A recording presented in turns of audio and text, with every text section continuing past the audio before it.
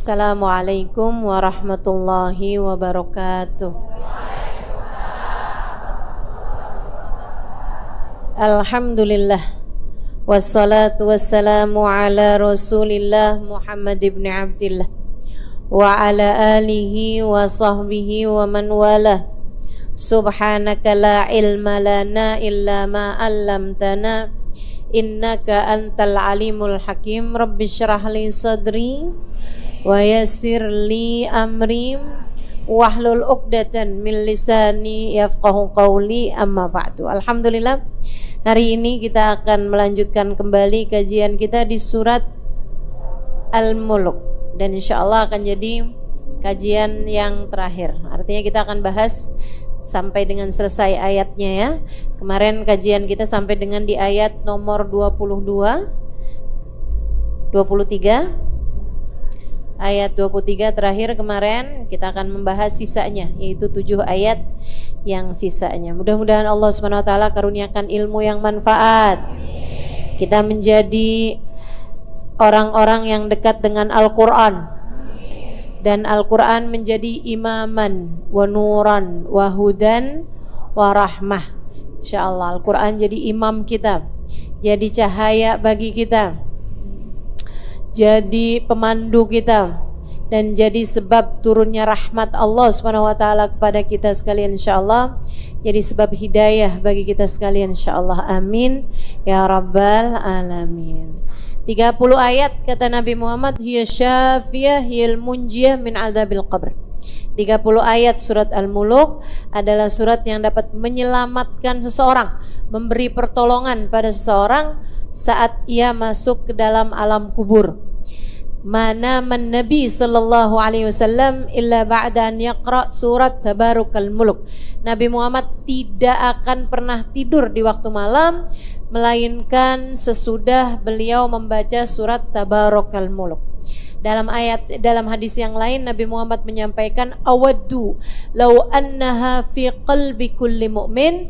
Aku berharap surat ini, surat Tabarakal Mulk, ada di hati semua umatku yang beriman. Kita semuanya diharapkan oleh Nabi kita Muhammad sallallahu alaihi wasallam untuk menghafal surat Tabarakal Mulk, sehingga surat ini dapat menjadi pemberi syafaat bagi kita ketika kita masuk ke dalam alam kubur kita. Salah satu dari bekalan besar kita untuk masuk dalam kubur kita nanti, yaitu kita menghafal sekaligus membaca surat Tabarakal Mulk tersebut setiap kali sebelum tidur kita atau di waktu malam kita. InsyaAllah mudah-mudahan Allah kasih hidayahnya terus buat kita untuk enggak tidur kecuali sesudah membaca surat Tabarakal Mulk. Sampai-sampai gurunya guru saya, yaitu Al-Habib Muhammad bin Abdul Al-Haddar, gurunya Habibana Umar bin Hafid, beliau mengatakan, majnun manam walam yaqra surat Tabarak. Gila orang yang berani-berani tidur sebelum membaca surat Tabarak. InsyaAllah semuanya waras semua insyaallah. Semuanya nggak ada yang gila insyaallah. Tiap malam sebelum tidur jangan lupa buat baca surat Tabarak. Ustazah, malam tuh kapan? Malam itu ba'da maghrib. Kalau bisa bacanya ba'da isya, ya. Lebih bagus kalau bacanya ba'da isya, tapi andai pun kamu sudah membacanya ba'da maghrib, maka itu sudah mencukupi dari bacaanmu di waktu malam. Yuk, sebelum kita bahas 7 ayat terakhir dari surat Tabarakal Mulk, kita akan baca bersama jam 6:18 ya. Jadi kita punya waktu yang cukup insyaallah untuk membahasnya. Mudah-mudahan jadi ilmu yang manfaat buat kita sekalian. Amin ya rabbal alamin. Yuk kita baca bersama-sama. A'udzubillahi minasyaitonir rajim. Bismillahirrahmanirrahim. Tabarakalladzi biyadihil mulk wa huwa ala kulli syai'in qadir. الذي خلق الموت والحياة ليبلوكم أيكم أحسن عملا وهو العزيز الغفور الذي خلق 7 سماوات طباقا ما ترى في خلق الرحمن من تفاوت فارجع البصر هل ترى من فطور ثم ارجع البصر كرتين ينقلب إليك البصر خاسئا وهو هسير ولقد زينا السماء الدنيا بمصابيح وجعلناها رجوما للشياطين وأعتدنا لهم عذاب السعير وللذين كفروا بربهم عذاب جهنم وبئس المصير إذا ألقوا فيها سمعوا لها شهيقا وهي تفور تكاد تميز من الغيظ كلما ألقي فيها فوج سألهم خزنتها ألم يأتكم نذير قالوا بلى قد جاءنا نذير فكذبنا وقلنا ما نزل الله من شيء إن أنتم إلا في ضلال كبير وقالوا لو كنا نسمع أو نعقل ما كنا في أصحاب السعير فاعترفوا بذنبهم فسحقا لأصحاب السعير إن الذين يخشون ربهم بالغيب لهم مغفرة وأجر كبير قولكم أو اجهروا به إنه عليم بذات الصدور ألا يعلم من خلق وهو اللطيف الخبير والذي جعل لكم الأرض ذلولا فامشوا في مناكبها وكلوا من رزقه وإليه النشور أأمنتم من في السماء أن يخسف بكم الأرض فإذا هي تمور أم أمنتم من في السماء أن يرسل عليكم حاسبا فستعلمون كيف نذير ولقد كذب الذين من قبلهم فكيف كان نكير أولم يروا إلى الطير فوقهم صافات ويقبضن ما يمسكهن إلا الرحمن إنه بكل شيء بصير هذا الذي هو جند لكم ينصركم من دون الرحمن إن الكافرون إلا في غرور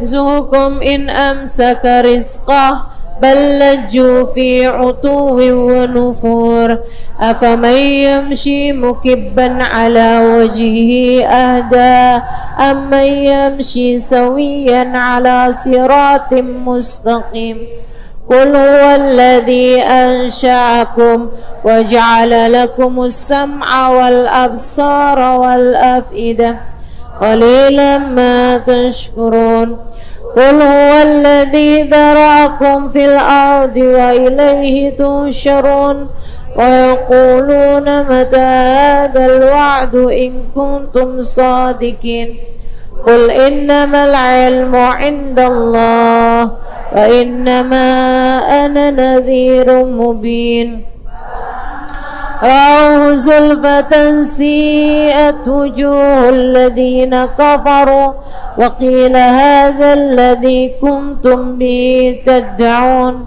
قل أرأيتم إن أهلكني الله ومن معي أو رحمنا فمن يجير الكافرين من عذاب أليم قل هو الرحمن آمنا به وعليه توكلنا فستعلمون من هو في ضلال مبين قل أرأيتم إن أصبح ماؤكم غورا فمن يأتيكم بماء معين الله ربنا ورب العالمين. Bismillahirrahmanirrahim. Afaman yamshi mukibban ala wajhihi ahda amman yamshi sawiyan ala siratim mustaqim. Apakah kiranya orang yang berjalan di mukibban ala wajhih, merangkak dengan wajahnya. Apakah orang yang berjalan merangkak dengan wajahnya itu lebih tegak jalannya dibandingkan dengan orang yang berjalan lurus di atas jalan yang benar? Ya udah pasti orang jalan pakai muka sama jalan pakai kaki. Ya udah pasti yang benar adalah orang yang jalan pakai kaki. Orang yang hidupnya cuman mikirin buat dunia, orang yang hidupnya cuman mikirin buat nyari cintanya manusia, yang dia juga tahu kalau dia mati itu dia tinggalin semuanya. Masa orang yang kayak begitu, apalagi yang nabrak-nabrak jalannya, yang semestinya gak dicintain, yang semestinya dia gak cintai malah dicintai, yang semestinya dia cintai malah gak dicintai, bolak-balik. Disuruh sama Allah puasa dia ogah, giliran disuruh sama dokter buat puasa dia kerjain.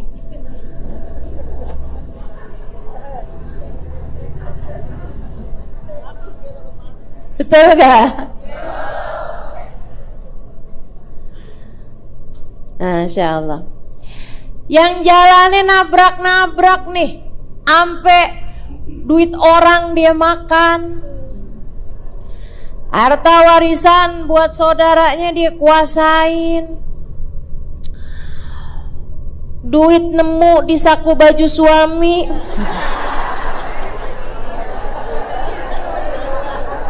dibelanjain,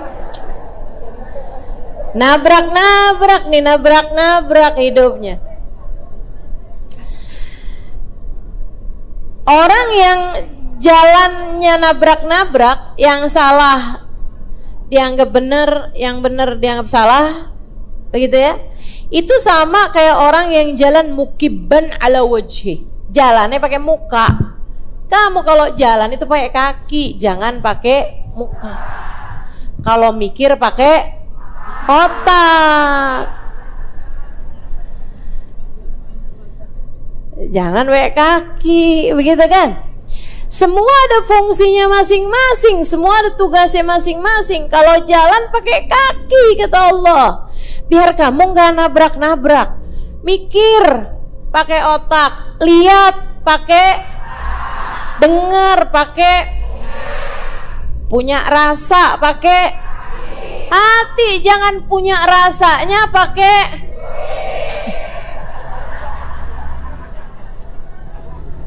baik sama suami. Kalau suaminya baru habis transfer, itu kamu rasanya berarti nggak pakai hati. Muamalahnya, bergaulnya, cara kamu memperlakukan orang lain nggak pakai hati tapi pakai duit. Bahaya teman-teman sekalian. Nabrak-nabrak hidupnya yang kayak begitu, nabrak-nabrak hidupnya. Padahal hidup nih simple aja padahal, ya kan? Kalau lagi diuji yang sabar, kalau lagi dikasih nikmat yang syukur, kalau lagi nggak punya duit jangan belanja.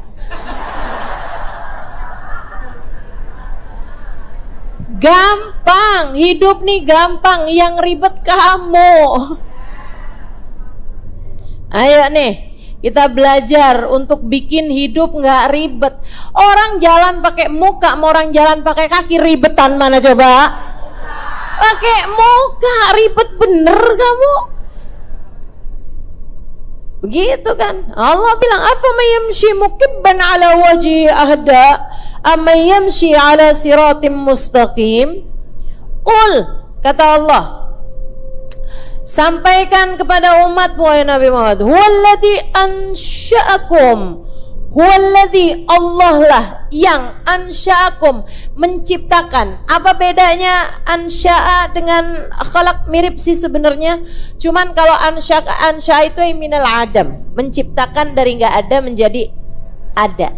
Makanya kalau emak nih Allah turunkan air itu biasanya khalaq pakai bahasanya, bukan ansya.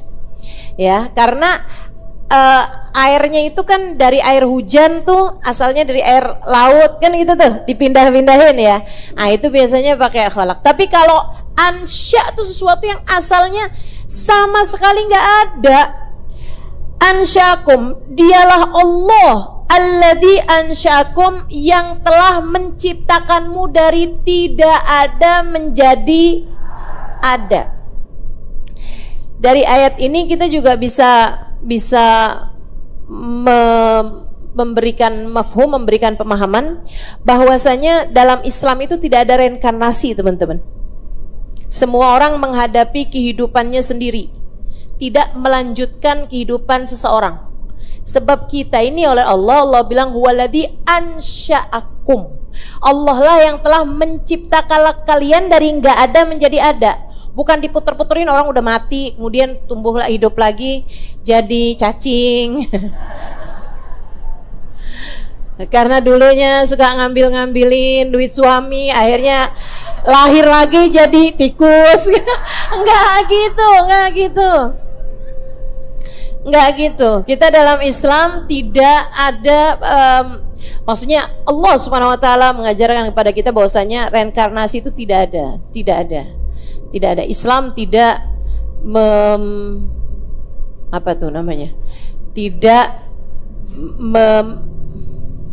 nggak ada konsep reinkarnasi dalam Islam, begitu ya? Tidak ada konsep reinkarnasi dalam Islam. Ustazah, apakah kalau orang non Muslim berarti ada reinkarnasi? Enggak gitu. Artinya Islam artinya adalah Allah Subhanahu Wa Taala menciptakan manusia itu nggak kayak begitu.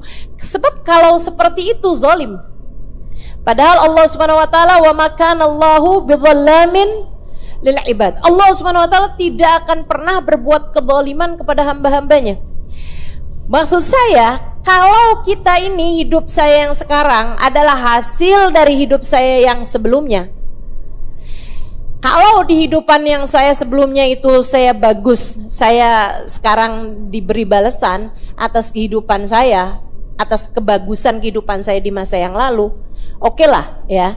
Tapi kalau misalnya di kehidupan saya yang lalu itu saya berbuat keburukan-keburukan sehingga akhirnya di saat sekarang saya diciptakan menjadi seseorang yang hidupnya nasibnya nggak bagus, kan zalim namanya.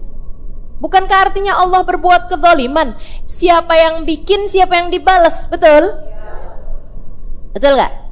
Kalau misalnya nih, kamu nih ada seorang lah ya, hidupnya miskin, susah, sekalinya punya suami,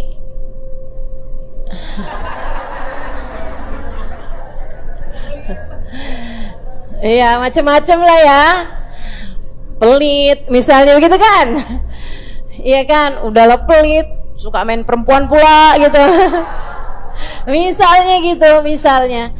Terus kemudian dia nanya gitu kan, kenapa ya hidup saya kok nasib saya nggak bagus? Ya itu karena kamu di masa lalu. Loh, saya kan nggak pernah jalanin hidup di masa lalu, betul gak? Kalau kita dibales atas apa yang sudah kita lakukan di masa lalu, padahal kita melakukannya tanpa ada ikhtiar, tanpa ada pilihan kita, bagaimana mungkin Allah akan membalas kita atas sesuatu hal yang tidak kita lakukan? Bu, kamu lagi tidur aja, yang kamu lakukan tuh gak dibales loh. Makanya ibu-ibu tuh suka ada aneh-aneh tuh, pagi-pagi dibilang sama suaminya, kamu sebenarnya selingkuh sama siapa?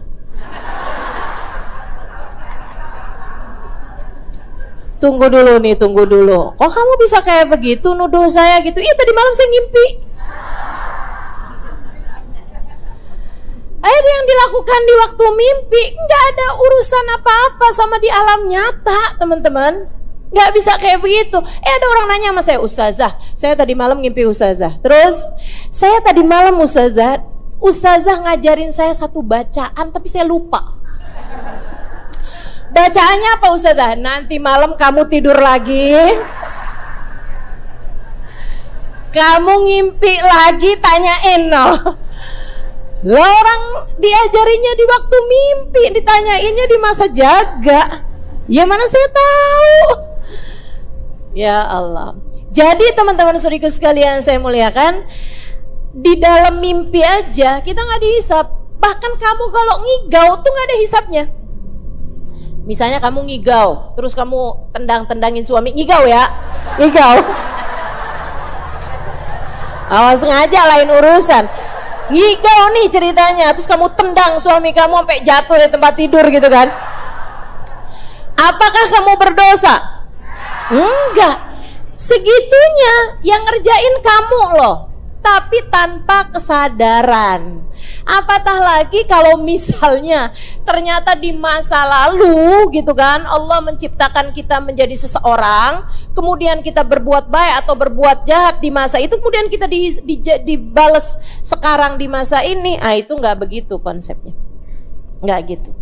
Huwaladzi ansya'akum, Allah lah.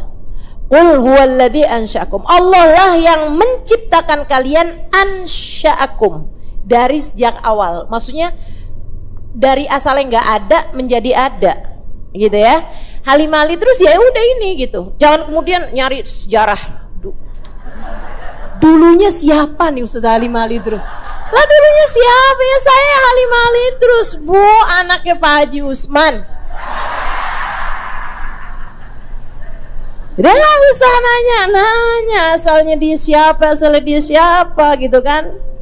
Nggak ada ceritanya. Ya udah, Allah yang menciptakan saya dari sejak awal. Bukan berarti saya asalnya siapa kemudian jadi siapa di masa sekarang gitu, nggak ada. Ansya'akum, menciptakan dari tidak ada menjadi.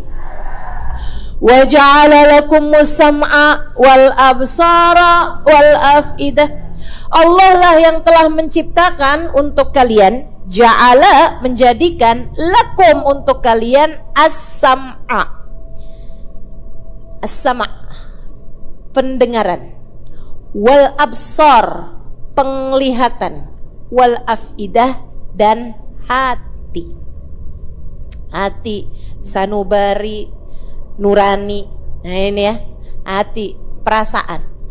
Teman-teman sekalian saya muliakan, selalu saja ayat-ayat ketika menceritakan antara penglihatan dengan pendengaran, selalu saja Allah awali dengan pendengaran daripada penglihatan, sebagai sebuah isyarat bahwasanya dari kelima panca indera yang Allah Subhanahu wa taala ciptakan, yang pertama kali Allah bukakan sekaligus yang terakhir Allah tutup dari seorang manusia adalah pendengarannya.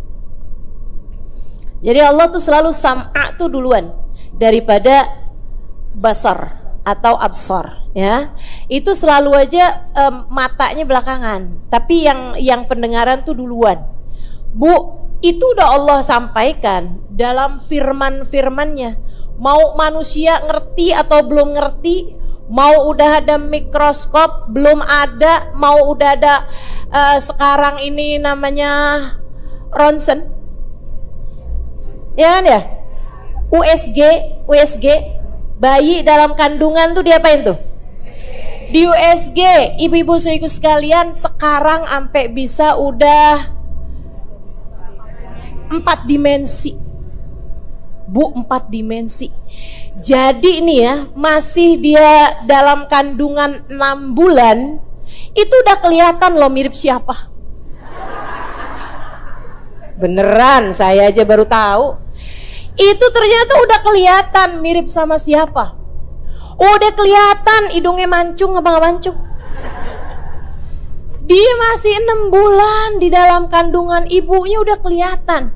Dan biasanya Bu, semakin dimensinya semakin tinggi, harganya semakin mahal. Kalau yang mau murah ada 2 dimensi.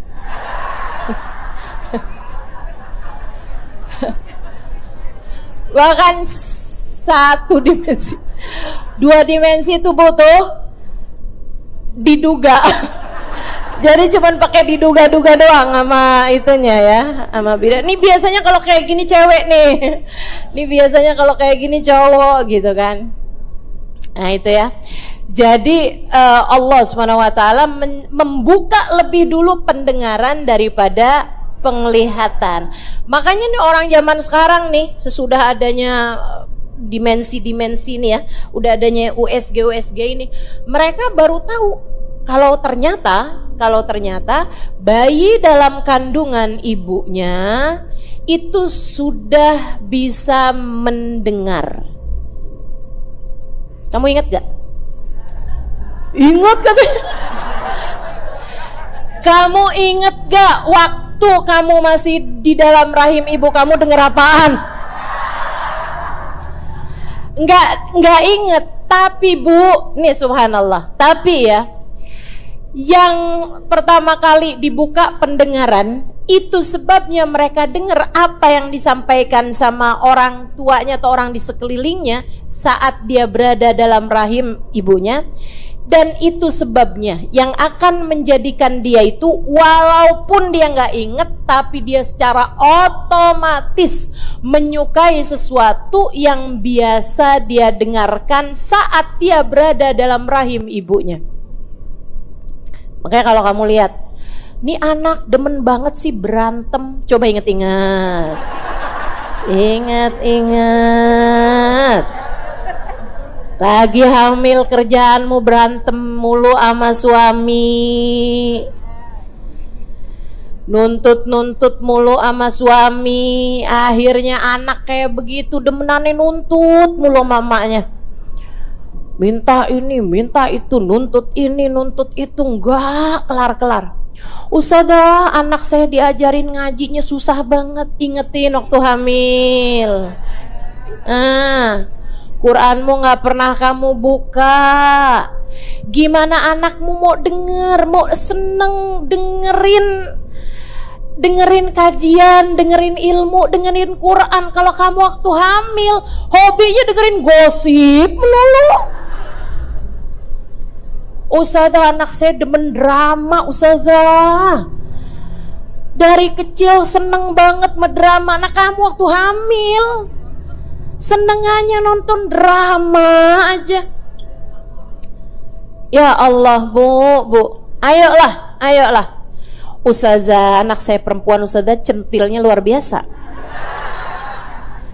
Kau udah ngeliatin cowok ganteng dikit aja, Ustazah, ya ampun, senyum-senyum, umurnya masih 3 tahun. Coba ingetin kamu waktu hamil, ingetin. Karena teman-teman saudariku sekalian, ini serius nih ya, kalau ada anak dari mulai hamilnya tuh ibunya seneng sama Quran, ibunya seneng sama sholawatan, ibunya seneng sama mendengar kebaikan-kebaikan, enggak salah lagi, lahir anaknya jadi secara otomatis menyukai kebaikan-kebaikan. Yuk, ibu-ibu pada hamil.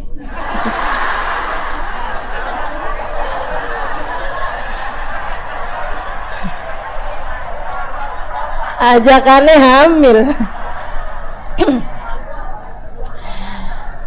Iya. Ini saya serius. Sekarang saya mau serius nih. Memang dari tadi nggak serius juga sih ya. Teman-teman sekalian saya muliakan, ada hal ini diceritakan sama guru saya, salah satu guru saya, Zadil Habib Ali Al-Jufri. Habib Ali cerita, ada suami istri bawa anaknya ke psikolog. Dia bilang anak kami punya kecenderungan untuk mengakhiri hidupnya, seneng menyiksa diri gitu. Dan anak saya ini punya kebencian terhadap kami orang tuanya. Padahal kami sayangnya sama dia luar biasa. Saya sayangnya sama anak saya luar biasa. Bapaknya juga sayangnya sama dia luar biasa. Tapi anak kami memiliki kecenderungan untuk itu. Akhirnya anaknya apa tuh namanya? Bukan ruqyah. Ibu-ibu agak ini banget ya, ruqyah ya. Apa sih namanya?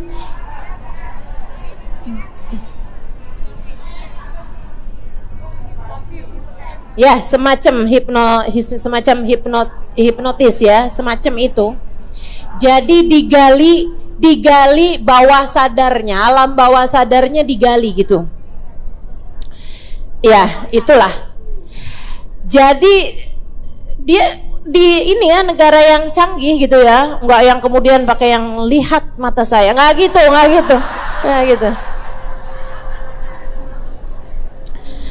Enggak gitu. Jadi memang ada pakai alat-alat tertentu dipasangkan ke ininya untuk membaca apa namanya alam bawah sadarnya dan seterusnya. Kemudian mulai ditanya-tanya ketika dia sudah berada di alam bawah sadar.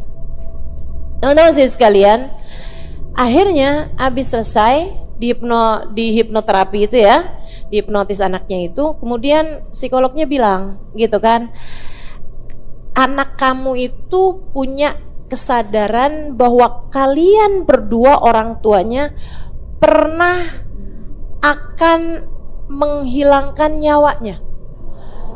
Kata orang tuanya, enggak pernah sama sekali. Kami tidak pernah melakukan sama sekali hal tersebut. Dia bilang, kami sayangnya sama dia luar biasa. Ibu-ibu saudara sekalian, ternyata sesudah ditanya-tanya, itu terjadi di saat masa kehamilan. Jadi si ibu itu di saat lagi hamil gitu ya, saat lagi hamil bulan-bulan udah usia kandungannya udah ditiupkan roh 4 bulan, 5 bulan begitu. Ibunya itu kayak belum punya kesiapan untuk bisa hamil, dan terus juga ada anaknya yang sebelumnya itu juga masih kecil dan seterusnya sampai akhirnya si orang tua ini kayak berdiskusi, gimana kalau kita gugurkan saja anak ini. Percakapan sampai katanya Habib Ali Jufri, dua orang ini, ibu sama bapak ini bercerita dengan linangan air mata. Itu adalah percakapan kami di dalam kamar saat kami berdua sedang berduaan aja, nggak ada yang lain-lain. Dia bilang, gimana ya, ini kan kondisi begini begitu dan sebagainya, gimana kalau kita gugurkan aja. Meskipun akhirnya nggak jadi lahir, disayangin, dicintain, apa yang didengar sama anak saat usia 4-5 bulan tersebut direkam di dalam alam bawah sadarnya, dan sampai dengan anak mereka berusia 5-4 tahunan, itu anaknya punya kebencian tersendiri kepada orang tuanya karena merasa bahwa orang tuanya dulu pernah untuk berniat menggugurkan anak tersebut. Kesian kan? Kesian teman-teman saudara sekalian. Ini masih bayi aja kayak gitu. Gimana kamu udah gede-gedean anaknya, kemudian ngata-ngatain anaknya, ngomongin anaknya di hadapan teman-temannya, ngeledek anaknya, dipanggil dengan panggilan-panggilan yang dia benci, mentang-mentang badannya ukurannya XXL, kamu panggil dia ndut, gembrot, gemoy. Kamu pikir itu lucu, teman-teman saudara sekalian? Anak kamu nganggapnya nggak lucu. Apaan sih mama? Dan kamu pikir anak saya kok buat lucu-lucuan aja? Nggak lucu bu, saya bilang nggak lucu. Ada apaan kayak gitu? Kamu pikir anak kamu nggak punya perasaan apa? Ayo belajar, yuk belajar. Huwaladzi ansya'akum wa ja'ala lakumus sam'a. Allah lah yang menciptakan pendengaran, wal absar, Allah yang menciptakan mata, wal afidah, Allah yang menciptakan hati, bukan kamu, bukan kamu. Maka anakmu walaupun ia lahir dari rahimmu, anakmu bukan milikmu, dia miliknya Allah subhanahu wa ta'ala, jalla jalaluhu wa ta'ala ta'zamatu. Maka dari mana kamu merasa punya hak untuk menyakiti hati anak-anakmu?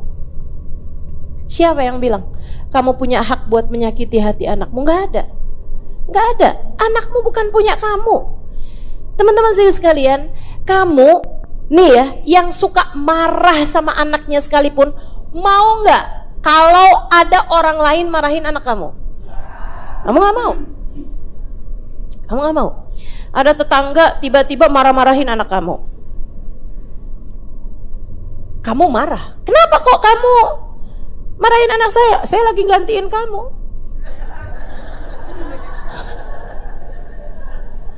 Saya lagi jadi wakil kamu mestinya terima kasih sama saya. Saya liatin kamu suka banget marahin anak kamu, biar kamu gak capek, saya bantuin dah. Senang? Mau? Bu, anak kamu bukan punya kamu, Bu. Bukan punya kamu. Kamu pikir yang punya gak marah apa kalau anak kamu marah-marahin? Anakmu punyanya Allah. Anakmu punyanya Allah. Kamu marah-marahin dia, apalagi kalau kamu pukul dia, apalagi kamu panggil dia dengan nama-nama binatang. Kamu pikir yang punya gak marah apa sama kamu? Marah. Demi Allah marah. Demi Allah marah. Yang punya marah. Makanya nih buat ibu-ibu yang suka ngomel sama anaknya, ya, buat ibu-ibu yang hobinya marah-marah mulu, sama anaknya dimarahin, sama suaminya dimarah-marah, sama semua orang di sekelilingnya marah-marah. Bu, kamu ngerasain ustazah, kok rezeki saya susah banget ya ustazah. Nggak salah.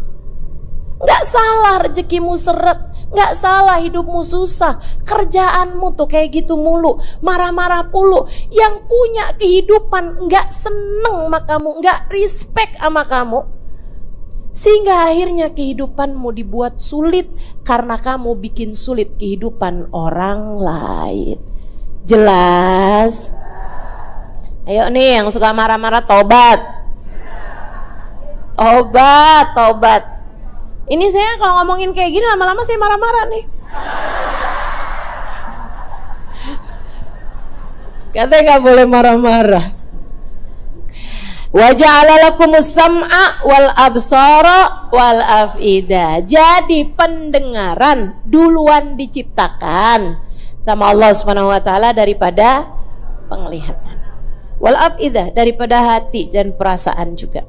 Teman-teman sekalian saya muliakan, itu sebabnya anak kalau lahir enggak diperlihatkan. Kewajiban orang tua kepada anak ketika anak baru lahir bukan diperlihatkan sesuatu, akan tetapi diperdengarkan kepadanya.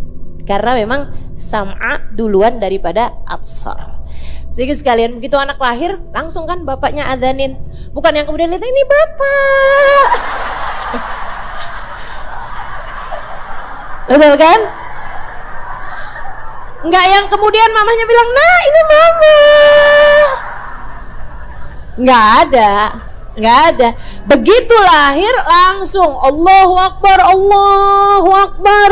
Nah, begitu bukan?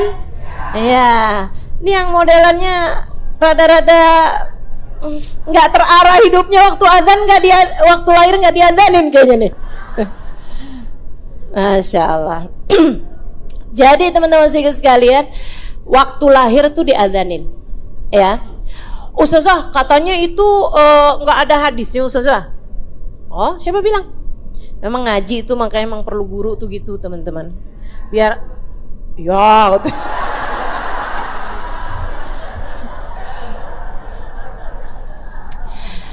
Haji perlu guru tuh kayak gitu ya, biar hidupnya tuh ngerti gitu, yang bimbingan yang mana, yang bukan yang mana.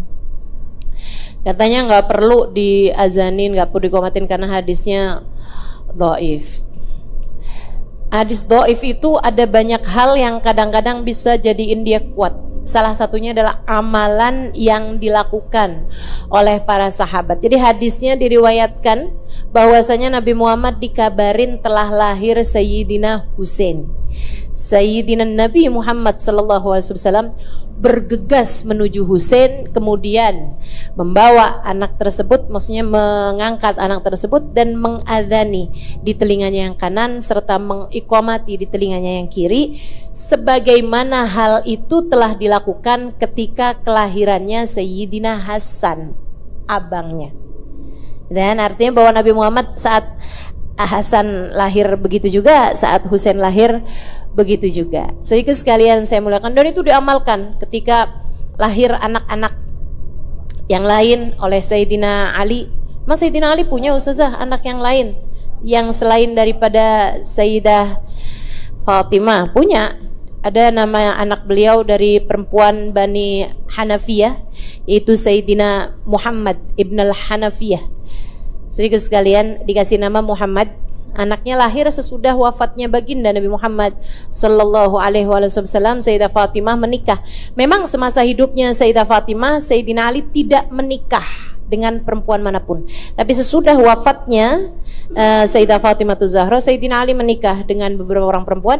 Ada salah satunya adalah perempuan dari kabilah Bani Hanifah, sehingga perempuan tersebut, sehingga anaknya ketika lahir Muhammad bin Ali sebenarnya kan, Muhammad bin Ali juga Muhammad bin Bintal Hanafiyah gitu ya, perempuan dari kabilah Bani Hanifah. Tapi karena dia adab kepada cucu-cucunya Nabi Muhammad SAW, sebab dia walaupun putranya Sayyidina Ali kan bukan cucunya Nabi, karena kan yang anaknya Nabi kan Sayyidah Fatimah. Jadi kan anak dari Sayyidina Ali yang bukan dari Sayyidah Fatimah, walaupun dia lahir dari Sayyidina Ali bin Abi Thalib, tapi bukan cucu Nabi Muhammad SAW. Adabnya beliau menjadi ulama terkemuka, teman-teman. Saya ketika ziarah ke Mesir, berziarah juga ke makam beliau, Sayyidina Muhammad ibn al-Hanafiyah. Saudaraku sekalian, beliau karena adabnya kepada cucu-cucu Nabi Muhammad yang adalah saudara-saudara beliau seayah, bukan seibu, kan gitu ya. Beliau nggak mau dipanggil Muhammad bin Ali, nggak mau. Selalunya dipanggil dengan sebutan Muhammad ibn al-Hanafiyah, untuk membedakan bahwa beliau bukan cucu Nabi Muhammad, sebab walaupun berasal atau walaupun ayahnya adalah Sayyidina Ali, tapi bukan dari Sayyidah Fatimah. Saudara sekalian yang saya muliakan, nah ini Nabi Muhammad SAW mengadani di telinga kanan dan mengqomati di telinga kiri kepada cucu beliau, selain daripada mentahnik. Ada yang tahu sunahan tahnik ketika bayi lahir? Tahu? Ada yang tahu? Ada yang belum tahu? Kalau gitu yang tahu silakan cerita, yang belum tahu. Jadi tahnik adalah memasukkan kurma, ya, memasukkan kurma ke mulut seseorang alim. Maksudnya orang alim memasukkan kurma ke mulut dia, mengunyahnya, kemudian mengeluarkan kurma tersebut yang sudah beliau kunyah, kemudian memasukkannya ke mulut anak yang baru dilahirkan tersebut, li ajli tabarruk, dengan niat tabarrukan. Nah itu di masa hidupnya Nabi Muhammad melakukan itu kepada cucu-cucunya. Yang ketika Nabi Muhammad sudah wafat, atau bahkan di masa hidupnya Nabi, para sahabat yang kemudian pergian kemana-mana pun, ketika ada seseorang yang lahir melakukan hal yang sama. Dan ini adalah sunahan sampai dengan di zaman sekarang ini, teman-teman sekalian. Bahkan sebagian orang ada yang begitu lahir anaknya, sebelum sempat diberi makanan-makanan yang lain, terlebih dahulu ditahnik. Tapi hal ini tentu saja sunnah, bagus kalau itu memungkinkan. Tapi kalau nggak memungkinkan, nih orang alimnya jaraknya di Jakarta ke Bandung, anak udah kelaparan nih, nggak dikasih air susu ibunya, malah nungguin orang alimnya mau datang, mana pakai terlambat segala pesawatnya. Nggak gitu ya. Ya, diberi minum dulu, nanti kalau ada orang soleh datang, orang alim datang, ulama datang, apalagi kalau dia hafal Quran, dia hafal ribuan hadisnya Nabi dan seterusnya, itu ditahnik oleh orang tersebut, sehingga makanan pertama yang masuk ke dalam perutnya adalah sesuatu yang sudah bercampur dengan ludahnya orang soleh. Jangan asal orang, jangan asal minta ditahnik sama orang, ya, mentang-mentang ganteng nih ceritanya, kemudian minta ditahnik sama dia biar ganteng juga gitu. Nggak gitu konsepnya, nggak gitu teman-teman. Konsepnya adalah bahwa agar dia mendapatkan berkah dari sesuatu yang sudah bersambung dengan ludahnya orang-orang saleh, gitu kan ya. Tah dia hafil Quran, ulama lah ya, ulama yang memang mengerti hal tersebut. Nah kalau udah syekh atau kiai atau siapa, tolong dong tahnikin. Tahnik itu apa? Nggak usah minta tahnik. Dia tahnik aja nggak ngerti. terus kamu mau minta tahnik sama dia gitu kan?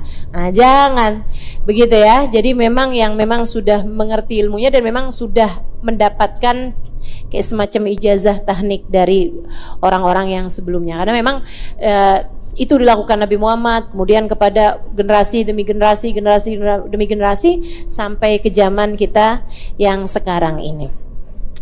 Qul huwallazi ansyakum wa ja'ala lakumus sam'a wal absara wal af'idah. Jadi anak lahir itu matanya seringkali belum lihat, Bu. Belum lihat tuh.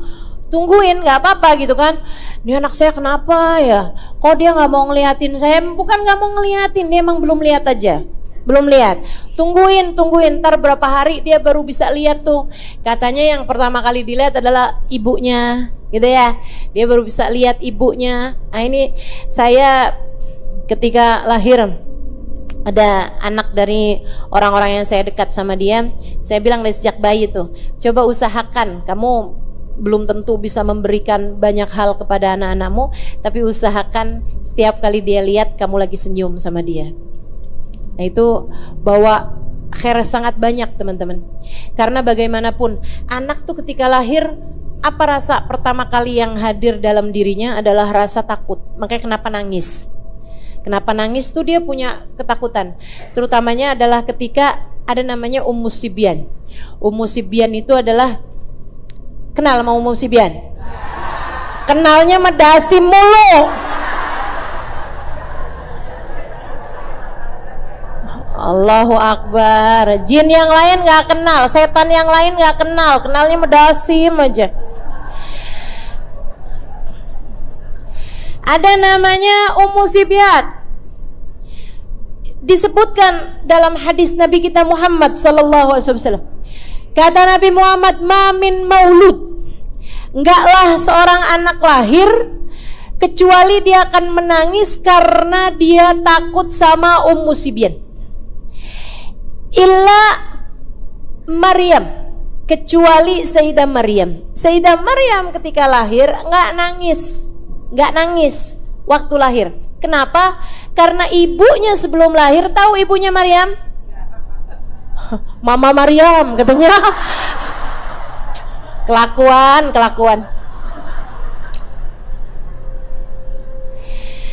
Sayyidah Maryam ibunya namanya Hanna. Tahu bapaknya namanya? Apa tuh? Abi Maryam? Enggak. Ya, Imran. Ali Imran adalah keluarganya Imran, keluarganya Nabi Allah Imran. Nabi tapi bukan Rasul ya. Beliau punya istri namanya Hanna. Teman-teman sekalian, Hanna ini menikah dengan Sayyidina Imran, lama gak punya anak. Di surat kedua dalam Al-Quran itu loh, Ali Imran. Makanya itu alnya gak boleh digabung. Ya, bukan yang Al-Imran sama dengan At-Taubah sama dengan Al-Fatihah, itu enggak. Alnya itu dipisah. Oh, kenapa nih Ustaz itu dipisah? Apa waktu itu bolpennya habis bagaimana nih? Enggak. Ini enggak tentang penanya habis ya, tapi tentang artinya beda. Kalau al yang lain itu kayak al-ma'rifat namanya, penanda de kalau dalam bahasa Inggris ya. Nah itu. Nah kalau dalam, repot kan ibu-ibu ngajarin bahasa Arab. Udah lah ya, pokoknya gitulah ya. Al-ma'rifat gitu kan, kayak mau menunjukkan sesuatu yang tertentu gitu. Nah itu kalau al yang lain begitu kan. Tapi kalau kemudian al-imran itu bukan al-ma'rifat begitu, akan tetapi al yang punya arti keluarga. Wa ala alihi, kan alnya artinya keluarga tuh ya. Jadi Al-Imran artinya adalah keluarganya Imran. Yang dimaksudkan di situ adalah ibundanya atau istrinya yang bernama Hanna dan juga anak perempuannya yang bernama Sayyidah Maryam alaihi ridwanullah.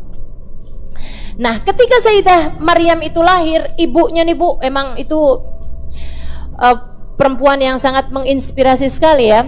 Katanya Allah SWT di dalam surat Ali Imran ayat 35 ke belakang. Saya akan bacakan. A'udzubillahi minasyaitonirrajim. falamma ahassa bukan. Idh qalat imra'atu Imran, a'udzu billahi minasyaitonir rajim. Idh qalat imra'atu Imran, rabbi inni nadartu laka ma fi batni muharraran fataqabbal minni innaka antas samiul. Falamma wada'atha qalat rabbi inni wada'tuha untha wallahu a'lamu ma wada'at wa laysa dzakaru kal untha wa inni sammaituha Maryam wa inni u'idzuha bika wa dzurriyyataha minasyaitonir rajim. Ketika dia melahirkan anaknya, jadi Ummu Maryam atau Hanna, Sayyidah Hanna udah lama nikah nggak punya anak, sampai kemudian dia merasakan ada sesuatu yang berbeda di dalam di perutnya, rahimnya. Dia berhenti datang bulan. Taulah dia bahwa dia hamil. Ketika dia mulai merasa bahwa hamil, dia nazar, Rabbi inni nazartu laka ma fi batni muharraran fataqabbal minni. Ya Allah, aku nazar, aku berniat menjadikan apa yang ada dalam kandunganku ini, ya Allah, persembahanku untukmu. Terimalah ia dariku, ya Allah. Sungguhnya engkau adalah zat yang maha mendengar lagi maha mengetahui. Falamma wada'atha, sampai ketika dia melahirkan anaknya, qalat rabbi ini wadu'atuha untha. Wah, ternyata anaknya lahir perempuan. Padahal udah dinazarin mau buat jadi penjaganya Masjidil Aqsa. Kalau perempuan kan ada mensnya. Kalau perempuan kan nggak bisa standby jadi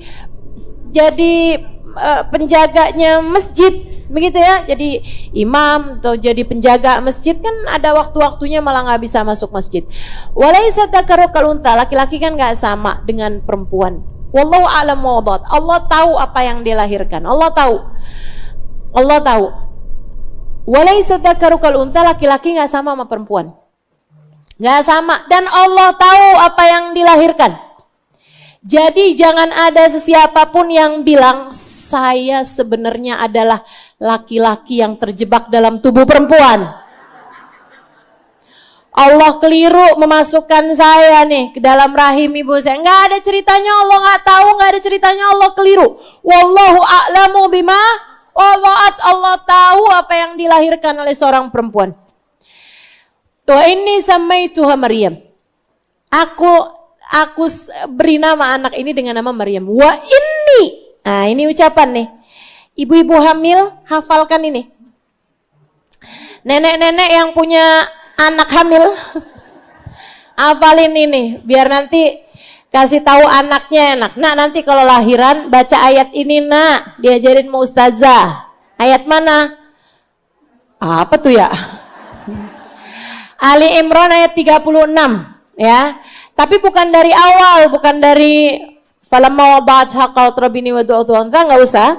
Ayatnya langsung yang di ayat yang ucapannya Sayyidah Hanna ketika lahirnya Sayyidah Maryam. Wa inni u'idzuha bika wa dzurriyyataha minasyaitonir rajim, dan aku lindungkan anakku ini denganmu, ya Allah. Aku mohon jaga anak saya ini, ya Allah. Aku jadikan kau sebagai pelindung bagi anak saya ini, ya Allah. Wa inni u'idzuha bika wa dzurriyyataha, dan anak-anak keturunannya, ya Allah, minasyaitonir rajim, jauhkan dia dari godaan setan yang terkutuk.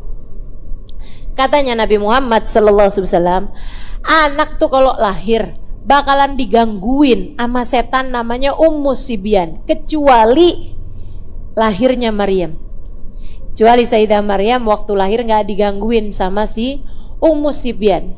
Siapa Ummu Sibyan? Setan yang suka godain anak-anak kecil. Ngapain tuh? Oh, ustazah itu wewe gombel bukan? Mungkin ya, sama orang kita disebutnya kayak begitu. Tapi yang pasti setan ini memang suka, memang kerjaannya adalah gangguin anak-anak kecil. Digangguinnya gimana? Bukan digangguin kayak yang laki orang cakep juga tuh, nggak gitu. Anak kecil, anak bayi ya, nggak digangguin urusan belanja di Shopee enak nih, nggak gitu. Digangguinnya adalah dengan ditakut-takutin. Ya, jadi setan Ummu Sibyan ini bikin takut sama anak itu sehingga anaknya nangis. Ngapain dia godain anak-anak sehingga anaknya jadi nangis tuh ngapain? Buat godain orang tuanya agar tidak khusyuk dalam beribadah. Makanya kamu liatin, ada banyak anak-anak itu kalau ibunya nonton TV dia anteng, giliran ibunya baca Quran nangis. Ih, anak saya nih ya, kok dia begini? Nih anak saya beneran apa bukan? Bu, itu anakmu. Wah, ini anak saya nih digangguin, ini lagi kerasukan ini. Bukan, dia nggak lagi kayak begituan, enggak usah. Cuman kamu harus tahu aja, dia sedang ditakut-takutin sama setan namanya Ummu Sibyan. Kenapa setan nakut-nakutin kayak begituan? Buat godain orang tuanya, biar dia tidak konsentrasi dalam beribadah. Itu, segitunya tuh, setan tuh emang profesional, luar biasa. Sampai anak-anak kita digangguin sama dia. Gitu ya. Nah itu teman-teman sekalian. Nah biar anak-anak kamu itu nggak banyak digangguin sama setan. Gimana Ustazah? Taruhin gunting ya Ustazah? Nggak usah. Ada tuh naruh gunting. Apa? Bangle apa tuh? Kapur? Oh iya. Iya. Enggak ya, bukan kayak gitu-gitu ya. Bukan dengan diletakkan barang-barang yang semacam itu, akan tetapi dibaca-bacain. Sering-sering diajakin zikir. Bu, anak akan seneng mendengarkan sesuatu, apalagi jika itu biasa dibaca sama ibunya, ataupun biasa disandingkan si bayi itu ketika ibunya bacaan. Ya, ibunya baca Quran. Saya ingat teman saya. Waktu saya tinggal di Tarim, itu kan memang saya banyak berkawan sama ibu-ibu muda yang kayak suami istri gitu datang, mereka tinggal ngontrak di rumah, suaminya belajar di Darul Mustafa, terus istrinya belajar di Darul Zahra. Nah, banyak di antara mereka yang memang belajarnya sama saya. Saya ini jadi ustadzahnya udah lama, Bu. Ustadzah sombong? Enggak, saya menceritakan fakta. Biar kamu nggak ragu-ragu nih Ustadzah Halimah nih ya. Bener nggak sih yang disampaikan? Benar, tenang. Saya udah lama ngajar. Sehingga sekalian saya muliakan, satu hari ada teman saya namanya Aisyah. Dia dari Swedia, ya, dari Swedia. Dia datang, bukan dari Swedia datang ke Darul Zahra, bukan, maksudnya dia memang aslinya dari Swedia, tinggal lama di situ di Darul Zahra. Satu waktu dia datang sama saya, terus dia bilang, Ustazah, ta'alam tu syekh, dia bilang, hari ini saya belajar sesuatu, dia bilang gitu kan, dari anak saya. Anak saya hari ini ngajarin sama saya sesuatu. Saya bilang, anak kamu kan masih bayi. Dia bilang, iya Ustazah. Jadi dia itu rupanya dari mulai hamil, dia nanya sama Hubaba Nur, Hubaba, saya ini lagi hamil, apa bacaan yang harus saya baca setiap hari gitu. Hubaba bilang, udah amalin aja di Hulasatul Madad itu ya, kitab Hulasah yang kemarin saya bahas di Stora itu kan. Nah itu dia bilang, kamu amalkan aja. Lihat kan, tebel banget kan. Dia bilang, Baba saya ini belum terlalu lancar juga bacanya. Dia bilang, boleh nggak kasih saya apa gitu yang harus dibaca. Pokoknya kalau saya nggak keburu yang lain-lain itu aja dibaca. Baba lihat-lihat, tapi ini penting. Akhirnya lama-lama Baba bilang, jangan tinggal Khulasah sama surat Yasin kalau pagi. Jangan tinggal Wirdul Latif sama Yasin pagi hari. Pagi hari kamu harus baca Wirdul Latif, zikir pagi sore itu ya, Wirdul Latif sama surat Yasin. Dari mulai hamil tuh dia baca itu setiap pagi. Akhirnya dia ngelahirin. Lahiran pun gitu juga, dibaca itu setiap pagi. Sampai ketika masa nifas dia nanya lagi sama Hubaba, Hubaba gimana Hubaba? Baca aja nggak apa-apa. Biniat dzikir kata Hubaba. Dengan niat dzikir itu memang boleh Yasin wa ma'adna. Yasin atau yang lebih kecil daripada Yasin. Kalau udah biasa bacanya boleh kata Hubaba gitu kan. Bacalah dia nih. Dia bilang tadi pagi nih Ustazah, Dia bilang, saya itu lagi habis selesai baca Wirdul Latif. Dia bilang, terus mau baca Yasin. Tiba-tiba suami saya telepon. Suami saya bilang, saya nih lagi ada tamu, orang dari negeri kita. Sekarang mau datang ke rumah, tolong siapkan makanan gitu kan, siapkan jamuan. Jadi saya yang mau baca Yasin ini nggak jadi Ustazah, saya tutup nih Ustazah. Yasin saya itu hulaso saya, dia bilang saya masak. Lagi tengah-tengah masak nih anak saya, biarin aja di situ, dia udah mulai merangkang tuh anaknya. Kayak hampiran 1 tahun gitu ya, udah bisa merangkak. Dia bilang tiba-tiba anak saya tuh tarik-tarik baju saya Ustazah, terus dia ngomong sesuatu.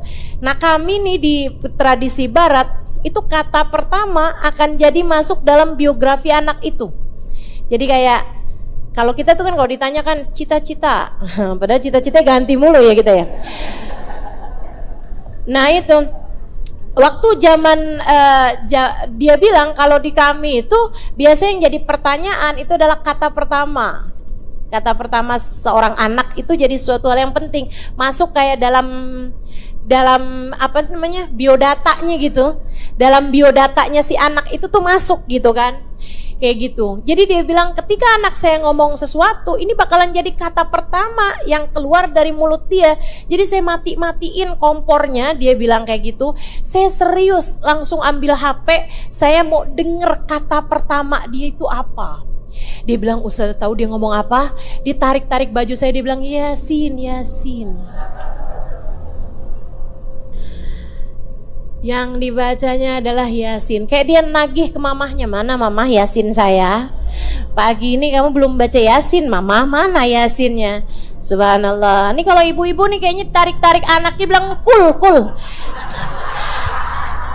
Karena yang dibaca kulhu doang.